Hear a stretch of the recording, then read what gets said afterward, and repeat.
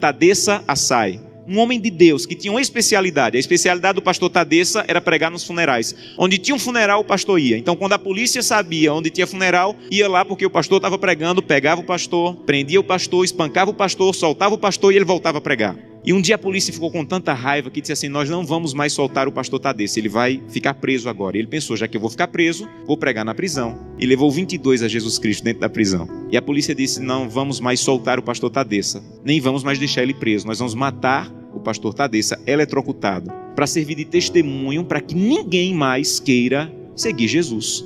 E anunciaram na cidade: amanhã, às 9 horas da manhã, o pastor Tadessa vai morrer eletrocutado. Mas eles não tinham cadeira elétrica.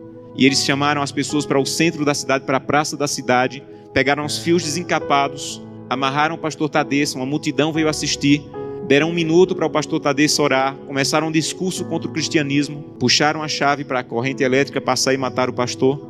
Houve uma explosão, fumaça e faísca para todo lado, a corrente elétrica não chegou e o pastor não morreu. Desamarraram o pastor e disseram: vão para casa, um eletricista vai consertar a gambiarra e amanhã nessa mesma hora o pastor Tadessa morre. E o pastor Tadessa pensou: já que eu vou morrer amanhã, vou passar a noite em oração. E voltou para a cadeia e passou a noite em oração. No outro dia, a mesma coisa. A multidão veio, amarraram o pastor Tadessa, alguém havia passado o dia tentando consertar, puxaram a chave, explosão de novo, fumaça e faísca, a corrente elétrica não chegou. E a multidão começou a apertar tanto, fazer tanto barulho, que a polícia ficou temerosa, desamarrou o pastor e disse assim: vai embora daqui. E esse missionário estava lá e disse que acompanhou o pastor Tadessa e disse assim: pastor Tadessa, o que é que o senhor vai fazer? Um homem que passou 2 vezes pela morte, o que é que o senhor vai fazer? E ele disse assim: tem um funeral e eu soube que tem um funeral, eu vou lá pregar.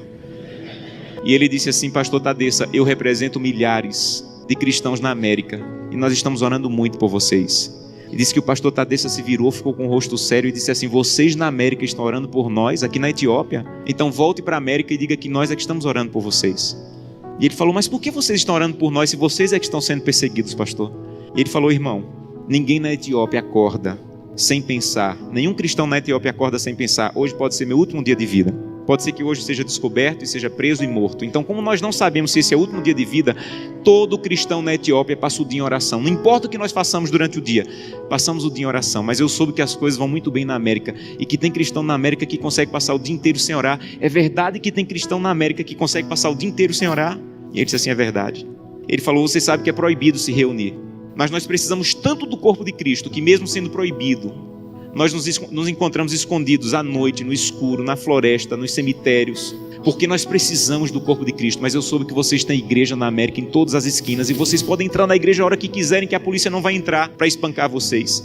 Mas eu soube que na América, no dia de culto, tem cristãos que ao invés de ir para a igreja, ficam em casa assistindo. É verdade que no dia de culto vocês podem ir a hora que quiserem e vocês não vão, vocês ficam assistindo. É verdade que isso acontece na América, irmão? E ele disse assim: é verdade. E ele disse assim: missionário, a minha congregação tinha apenas uma Bíblia e eu fiquei com medo de ser preso e minha Bíblia ser queimada.